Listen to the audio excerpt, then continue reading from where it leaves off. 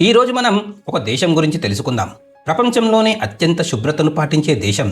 చిన్నప్పుడు మనల్ని టీవీల ముందు కూర్చోబెట్టి పీకా పీకా పీకాచూ అని అనిపించిన పోకీమాన్ కార్టూన్ సిరీస్ను అందించిన దేశం. టెక్నాలజీ అనగానే అందరికంటే ముందు గుర్తొచ్చే దేశం. ఎటు చూసినా వెండింగ్ మిషన్లతో ఆశ్చర్యపరిచే దేశం. సుమో రెజ్లింగ్ అనగానే మన మైండ్లోకి వచ్చే దేశం. అవును, మీ గెస్ కరెక్టే, అదే మన జపాన్ దేశం. దోస్తులు, ఈరోజు మనం జపాన్ గురించి కొన్ని మైండ్ బ్లోయింగ్ మరియు అమేజింగ్ ఫ్యాక్ట్స్ ఈ వీడియోలో తెలుసుకుందాం. ఇక మొదలెడదామా? జపాన్ ప్రపంచంలోనే అతిపెద్ద 10వ దేశం. ఈస్ట్ ఏషియాలోని చాలా పెద్ద దీవుల దేశం. జపాన్లో దాదాపు 7,000 దీవులు ఉన్నాయి అంటే నమ్ముతారా? ఈ దీవులలో దాదాపు 127 మిలియన్ల మంది జనాలు ఉన్నారు. జపాన్లో ప్రధానంగా 4 పెద్ద దీవులున్నాయి: హోన్షు, హొకైడో, షికోకు, క్యూషు. వీటన్నింటికంటే పెద్దది హోన్షు దీవి. ఇది 2,28,000 చదరపు కిలోమీటర్ల విస్తీర్ణం కలిగి ఉంది. జపాన్లో 98% మంది జపనీయులే ఉంటారు. ఈ దేశంలోకి కేవలం 2% మంది మాత్రమే బయటి దేశాల వాళ్ళు ఉన్నారు. జపాన్ ప్రపంచంలోనే అత్యంత అభివృద్ధి చెందిన దేశం. ఇక్కడ ప్రజలు అత్యంత కష్టపడి పనిచేస్తారు. జపాన్ అధికారిక కరెన్సీ యెన్. ఇది అమెరికన్ డాలర్, యూరో తర్వాత విదేశీ మార్కెట్లలో అత్యధికంగా వర్తకం చేయబడే 3వ కరెన్సీ. జపాన్లో ప్రజలు ఎక్కువగా షింటో అనే మతాన్ని పాటిస్తారు. షింటో అనేది వాళ్ళ సంస్కృతి, పురాతన నమ్మకం. అలాగే బౌద్ధ మతాన్ని కూడా నమ్ముతారు. జపాన్లో ఎక్కువగా జపనీస్ మాట్లాడతారు. ఇది కాకుండా రూబెన్ దీవులు, ఇకోనావో, కాగోషిమాలోని కొన్ని ప్రాంతాలలో ఇతర భాషలు కూడా మాట్లాడతారు. ఈ దేశంలో కేవలం 4% మంది మాత్రమే నిరుద్యోగులుగా ఉన్నారు. అత్యధిక విద్యావంతుల విషయంలో జపాన్ మొదటి స్థానంలో ఉంది. దీని అక్షరాస్యత రేటు 99%. అంటే ఆశ్చర్యపోవాల్సిందే. ఆఫీస్ సీట్లో కూర్చొని లేదా పబ్లిక్ ప్లేస్లో చిన్నగా కొనుక్కు తీయడాన్ని ఇక్కడ ఇనోమోరి అంటారు. దీనికి అక్కడ అందరూ రెస్పెక్ట్ ఇస్తారు. ఎందుకంటే రాత్రి పగలు అనకుండా చాలా కష్టపడి పనిచేస్తున్నాడని దానికి అర్థమట. జపాన్లో చాలా మటుకు రోడ్లకు అస్సలు పేర్లు ఉండవు. మరి అడ్రస్ ఎలాగనుకుంటారు? అంటే ఏరియా బట్టి బ్లాక్ సిస్టమ్ ఉంటుంది. అంటే state, city, ward, colony, building number బట్టి అడ్రస్ పట్టుకుంటారు. మన దేశంలో నల్ల పిల్లి ఎదురొస్తే అపశకునం అనుకుంటారు కదా. కానీ జపాన్లో పాత నమ్మకాల ప్రకారం నల్ల పిల్లి కనిపిస్తే అదృష్టం కలిసి వస్తుందట. జపాన్ సంస్కృతి ప్రపంచవ్యాప్తంగా ప్రసిద్ధి చెందింది. దాని సాంప్రదాయాలు ఈ దేశానికి అతిపెద్ద గుర్తింపు. ఇక్కడి ప్రజలు ఒకరినొకరు కలిసినప్పుడు షేక్ హ్యాండ్ ఇచ్చుకోరు. ఒకరికొకరు తల వంచుకొని మాత్రమే పలకరించుకుంటారు.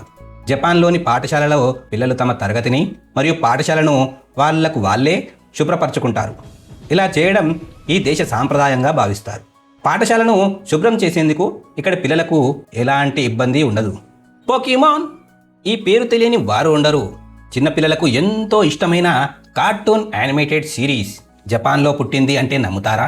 1996లో వచ్చిన ఈ యానిమేటెడ్ సిరీస్ కార్టూన్ నెట్వర్క్లో ఎంతగానో ప్రాచుర్యం పొందింది. వరల్డ్ మొత్తంలో ఈ సిరీస్ తెలియని వారుండరు. చిన్నప్పుడు టీవీలో పోకీమాన్ చూస్తూ పీకా పీకా పీకాచూ అనే జపాన్ వాళ్ళ క్రియేటివిటీకి ఇది ఒక పక్కా ఎగ్జాంపుల్. జపాన్లో రోడ్ల మీద పబ్లిక్ డస్ట్బిన్లు అస్సలు కనిపించవు. ఇది మనకు వింతగా అనిపిస్తుంది, కానీ జపనీస్ వాళ్ళు ఎప్పుడు వాళ్ళ చెత్తను వాళ్ళే క్లీన్ చేసుకుంటారు. అక్కడ క్రైమ్ రేట్ ఎంత తక్కువ అంటే చిన్న చిన్న దొంగల కన్నా పోలీసులే ఎక్కువ ఉంటారు. జపాన్ మొత్తం మీద 5 మిలియన్ల కంటే ఎక్కువ వెండింగ్ మిషన్లు ఉన్నాయి. రీటైల్ దుకాణాల స్థలంలో వెండింగ్ మిషన్లు ఏర్పాటు చేశారు. వీటిల్లో చాలా మటుకు కూల్ డ్రింక్స్, హాట్ డ్రింక్స్, చాయ్, జ్యూస్లు అమ్ముతారు. కానీ కొన్ని మిషన్లల్లో స్నాక్స్, గిఫ్ట్లు, బీర్, ఆఖరికి జాతకాలు చెప్పే చీటీలు కూడా దొరుకుతాయి. జపాన్లో తినే తిండిని చాలా పవిత్రంగా చూస్తారు. జపాన్లో వంటలు చేయడానికి, వాటిని వడ్డించడానికి చాలా ఇంపార్టెన్స్ ఇస్తారు. అందుకని చాలామంది జపనీస్ వాళ్ళు నడుచుకుంటూ అస్సలు తినరు. జపాన్ వంటకాలకు యునెస్కో సాంస్కృతిక వారసత్వ గుర్తింపు ఉంది. ఇక్కడ రెస్టారెంట్లు ప్రపంచవ్యాప్తంగా ప్రసిద్ధి చెందాయి. జపాన్లో వంట చేయడం అంటే ఓన్లీ బలం కోసం తినడం కాదు, ప్రకృతికి థ్యాంక్స్ చెప్పుకునే ఒక పద్ధతి అని వాళ్ళ నమ్మకం. జపాన్లో ఎవరైనా చనిపోయినప్పుడు వాళ్ళ దినవారాల టైంలో శవాల ముందట అన్నం గిన్నెలో పుల్లలను నిలువుగా గుచ్చి పెడతారు. హోటళ్ళకి వెళ్ళి తింటున్నప్పుడు అన్నంలో పుల్లలు నిలువుగా గుచ్చి పెట్టారంటే అది అపశకునంగా భావిస్తారు. పక్కనోళ్ళు మిమ్మల్ని ఒక రకంగా చూస్తారు. జపాన్కు సంబంధించి ఇంకా చాలా ఆసక్తికరమైన విషయాలున్నాయి. అక్కడ గవర్నమెంట్ మెటాబో లా తెచ్చినప్పుడు జపాన్లో లావుగా ఉంటే జైల్లో వేస్తారేమో అని అందరూ భయపడ్డారు. కానీ అసలు విషయం ఏంటంటే 45 నుంచి 70 ఏళ్లలోపు ఉన్నోళ్ళు ప్రతి ఏడు హెల్త్ చెకప్ చేయించుకునేటప్పుడు వాళ్ళ నడుము కొలత ఖచ్చితంగా తెలుసుకోవాలనేదే ఈ రూల్. జపాన్ ప్రజలు ఆపకుండా గంటల తరబడి ఎలా పనిచేస్తారనే విషయాన్ని మీరు ఎప్పుడైనా ఆలోచించారా? దీనికి సమాధానం నిజానికి ఇక్కడి ప్రభుత్వం తన ప్రజల పట్ల ఎంత శ్రద్ధ తీసుకుంటుందో అదేవిధంగా జపాన్లో ప్రజలు అంతే కష్టపడి ఆ నిర్ణయాలను పాటిస్తారు. జపాన్లో ఫ్యూగు అనే ఫిష్ ఫుడ్ చాలా ఫేమస్. కానీ ఈ బ్లో ఫిష్ను కొంచెం అటు ఇటుగా కోసినా వండినా దాంట్లోంచి డేంజరస్ పాయిజన్ బయటకు వస్తుంది. అందుకే ప్రొఫెషనల్ సర్టిఫైడ్ లైసెన్స్ ఉన్న చెఫ్లకు మాత్రమే పర్మిషన్ ఇస్తారు. ఇక్కడ వెయిటర్లకు బార్టెండర్లకు టిప్స్ ఇస్తే తీసుకోరు. హోటళ్లలో టిప్స్ ఇచ్చే అలవాటు జపాన్లో లేదు. ఒకవేళ ఇస్తే వాళ్లకు నచ్చదు. జపాన్లో జనాలు ఎక్కువ ఉండే ప్రపంచంలోనే అతిపెద్ద మెట్రోపాలిటన్ నగరం ఏదైనా ఉందంటే టోక్యోనే. టోక్యో మెట్రో ప్రాంతంలో దాదాపు 37 మిలియన్ల మంది జనాలు ఉంటారు. జపాన్లో అన్నీ ఉన్నాయి. రెస్టారెంట్లు, బుల్లెట్ ట్రైన్స్, ఇక్కడ ప్రజలు మరియు సాంప్రదాయాలు ఇవన్నీ జపాన్ను పర్యాటక కేంద్రంగా మారుస్తున్నాయి. ప్రపంచంలోనే అత్యంత రద్దీగా ఉండే రైల్వే స్టేషన్ షింజుకు. ప్రపంచంలోనే మొట్టమొదటి బుల్లెట్ ట్రైన్ ఈ స్టేజ్ దగ్గర నుంచే జపాన్లో నడిచింది. దీని వేగం గంటకు 320 కిలోమీటర్లు. ఈ రైలు మెరుపు వేగంతో వెళుతుంది. ఈ షింజుకి స్టేషన్ నుంచి ప్రతిరోజు 3.5 మిలియన్ల కంటే ఎక్కువ మంది ప్యాసింజర్లు అటు ఇటు తిరుగుతారు. టోక్యోలో గమ్మత్తైన విషయం ఏంటంటే అంతమంది జనాలు ఉన్నా కూడా ఎవ్వరికి వారు లైన్ల పద్ధతిగా నడుచుకుంటూ ఏ గొడవ లేకుండా ట్రైన్లు ఎక్కుతారు. ప్రపంచంలోనే అత్యంత కరెక్ట్ టైంకి నడిచే ట్రైన్లు జపాన్లోనే ఉన్నాయి. ఏదైనా రిపేర్ వచ్చినా లేదా తుఫాన్లు వస్తే తప్ప యావరేజ్గా అవి లేట్ అయితే కేవలం 18 సెకండ్లు మాత్రమే లేట్ అవుతాయి. జపాన్లో ట్రైన్లు ఎప్పుడు నిమిషం కూడా లేట్ కావు, పక్కా టైంకి వస్తాయి.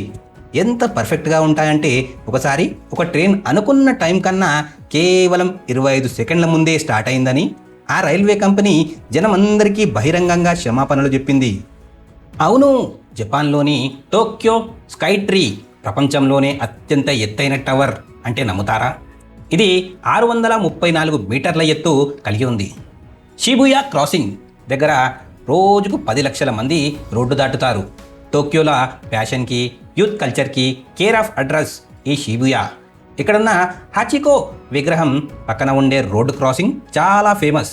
సిగ్నల్ పడి గ్రీన్ లైట్ పడగానే ఒక్కసారే దాదాపు 2500 మంది రోడ్డు దాటుతారు. మౌంట్ ఫుజీని చూడడానికి ఏటా 10 లక్షల మంది వస్తారు అంటే నమ్ముతారా? మౌంట్ ఫుజీ జపాన్లోనే అత్యంత ఎత్తైన కొండ. ప్రపంచంలోనే ఎక్కువ మంది ఎక్కే పర్వతం కూడా ఇదే. ఇది చూడడానికి పెద్దగా ఉన్నా ఎక్కడం మాత్రం చాలా ఈజీ. ఈ కొండ ఎక్కిన వాళ్ళలో అందరికంటే ముసలి వ్యక్తి వయసు 93 ఏళ్ళు. చిన్న పిల్లలు కూడా వాళ్ళ ఫ్యామిలీతో కలిసి ఈజీగా ఎక్కేస్తారు. అక్కడ ఒక్కో స్టేట్కి ఒక్కో రకమైన కల్చర్ ఉంటుంది. టోక్యోలో ఉండే జనాలు కొంచెం సీరియస్గా ఎవరి పని వాళ్ళు చూసుకుంటూ బిజినెస్ మైండెడ్తో ఉంటారు. కానీ మిగతా జపాన్లా అలా ఉండదు. ఒకాసా వాళ్ళు చాలా జోకులు వేస్తూ నవ్విస్తారు. టోక్యో వాళ్ళు చాలా పద్ధతిగా ఉంటారు. ఒకినావా వాళ్ళు మంచి మనసుతో ఆదరిస్తారు. ఇంకా హొకైడో వాళ్ళు చాలా ఫ్రెండ్లీగా ఉంటారు. మీరు ఎక్కడికి వెళ్ళినా జపాన్ కొత్తగా అనిపిస్తుంది. జపాన్ 2 సార్లు అణుబాంబులతో దాడి చేయబడింది. ప్రపంచ చరిత్రలో మొదటిసారి మరియు చివరిసారిగా అణుబాంబు 2వ ప్రపంచ యుద్ధంలో 1945 ఆగస్టు 6 మరియు 9వ తేదీల్లో హిరోషిమా మరియు నాగాసాకిపై దాడి చేసింది. అదే అమెరికా దేశం. జపాన్ భూమి లోపల ఉండే పెద్ద టెక్టానిక్ ప్లేట్ల రాపిడీ జరగడం వల్ల అక్కడ ఏడాదికి దాదాపు 1500 నుంచి 2200 సార్లు భూకంపాలు వస్తూ ఉంటాయి. ఇది అక్కడ సర్వసాధారణం. మనమందరం జపాన్ అంటే పెద్ద బిల్డింగులు, టోక్యో లాంటి కిక్కిరిసిన నగరాలే అనుకుంటాం కదా. కానీ అసలు విషయం ఏంటంటే జపాన్లో 70% అడవులు, కొండలే ఉన్నాయి. అక్కడ వ్యవసాయం చేయడానికి కానీ, ఇండ్లు కట్టుకుని నివసించడానికి కానీ ఆ ప్లేస్ అస్సలు వీలు కాదు. ఎందుకంటే అక్కడ 100 కంటే ఎక్కువ యాక్టివ్ అగ్నిపర్వతాలు ఉన్నాయి. కుందేళ్ల దీవి రాబిట్ ఐలాండ్, ఒకొనోషియా అనే ఒక చిన్న దీవి. జపాన్లో కుందేళ్లకు పెట్టింది పేరు. ఒకొనోషియాలో మనుషుల కంటే కుందేళ్లు ఎక్కువగా ఉంటాయి. రెండో ప్రపంచ యుద్ధ కాలంలో వీటిపై పరిశోధనలు చేయడానికి తీసుకువచ్చారు. యుద్ధం అయిపోయాక వాటిని అలాగే వదిలేశారు. అలా వదిలేసిన కుందేళ్లు పిల్లలు పెట్టి దీవి మొత్తం నిండిపోయాయి. ఆ కుందేళ్లను చూడడానికి ఇప్పుడు టూరిస్టులు విపరీతంగా వస్తూ ఉంటారు. జపాన్లో 4 నంబర్ను చాలా అరిష్టంగా చూస్తారు. ఎందుకంటే జపనీస్ భాషలో 4ను షీ అంటారు. వాళ్ళ భాషలో చావు అనే పదానికి దగ్గరగా ఉంటుంది.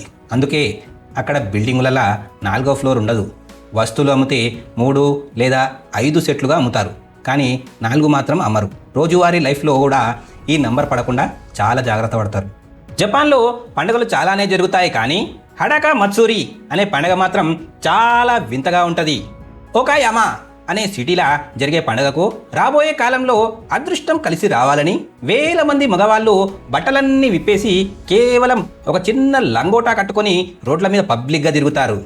జపాన్లో జనాలు పెన్నుతో సంతకాలు పెట్టరు. వాళ్లకు హాంకో అనే సొంత ముద్ర సీల్ ఉంటుంది. సిల్క్ లేదా ప్లాంట్ పేస్ట్తో చేసే ఈ సీల్ మీద వాళ్ళ పేరు జపనీస్ అక్షరాల కాంజీ ఉంటుంది. జపాన్ వాళ్ళ official national game Sumo wrestling. అలాగే ఇక్కడ జూడో, కరాటే, కెండో వంటి మార్షల్ ఆర్ట్స్ని స్కూల్ లెవెల్ నుంచే సిలబస్గా నేర్పిస్తారు. కానీ ఇక్కడ ఒక ఇంట్రెస్టింగ్ విషయం ఏంటంటే జపాన్ దేశ ప్రజలు ఎక్కువగా బేస్బాల్ ఆడటాన్ని చూడటాన్ని ఇష్టపడతారు. కార్ల విషయానికి వస్తే మోటార్ స్పోర్ట్స్లో జపాన్ కంపెనీల స్పీడ్ టాప్ లెవెల్లో ఉంటుంది. Formula 1, MotoGP, world rally championship ఇలాంటి పెద్ద పెద్ద రేసులలో జపాన్ కార్లు, బైకులు అంటే హోండా, టయోటా లాంటివి చాలాసార్లు గెలిచి కప్పులు కొట్టాయి.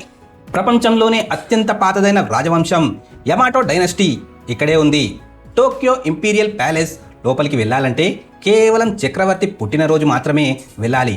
జపాన్లో 100కు పైగా కోటలున్నాయి. ఒకప్పుడు ఈ దేశంలో ఏకంగా 5,000 కోటలు ఉండేవి. దోస్తులు, మొత్తంగా ఇది బ్రెజిల్ గురించిన కొన్ని అమేజింగ్ ఇంట్రెస్టింగ్ ఫ్యాక్ట్స్. అలాగే రాబోయే వీడియోలో మీరు ఏ దేశం గురించి తెలుసుకోవాలి అనుకుంటున్నారో కింద కమెంట్లో చెప్పండి. మొత్తంగా ఇవి ఈ వీడియోకి సంబంధించిన పూర్తి వివరాలు. రాబోయే వీడియోలో ఇంకో ఇంట్రెస్టింగ్ కంట్రీ ఫ్యాక్ట్స్తో మళ్ళీ కలుసుకుందాం. జై హింద్.